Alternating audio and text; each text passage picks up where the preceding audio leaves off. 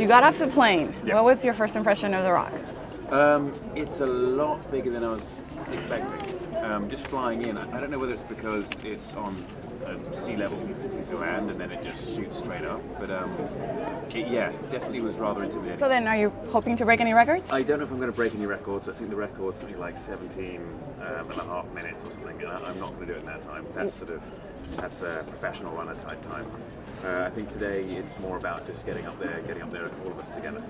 And of course, you are running with your brother, who is the Royal Marine. So Yep. what does that mean to you? It means a lot to me.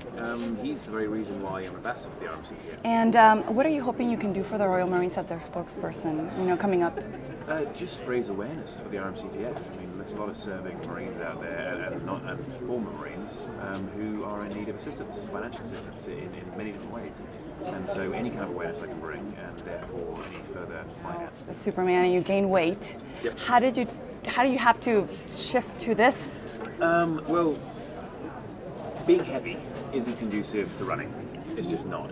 And about 2 months ago, Michael and I started doing some running.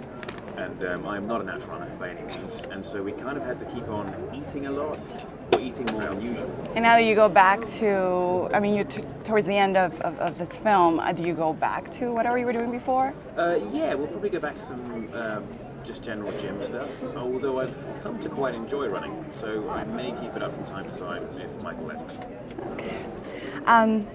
So tell me a little bit about your time in Michigan. How have you enjoyed living there for almost a year now? I've really enjoyed it, actually. I heard so many horror stories about Detroit, Michigan, and none of them are true.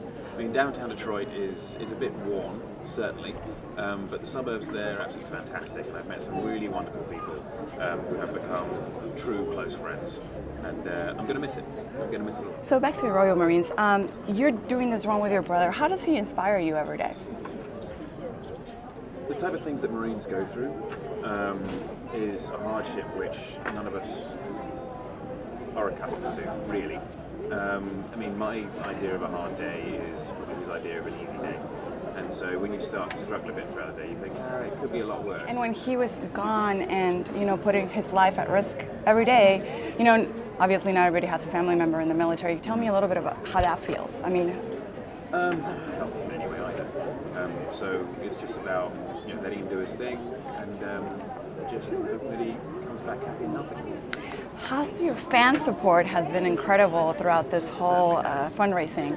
And we had a fan from India that actually said, I donated, it doesn't seem like a lot, but I donated a month's worth of, what I had saved the month before. Wow. It was $5. Oh my goodness. And so how does that feel?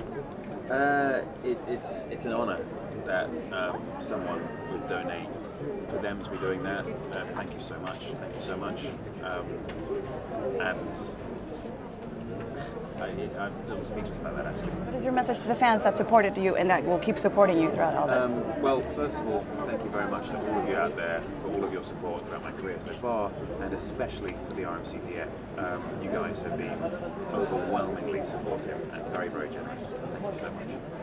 It's a pleasure.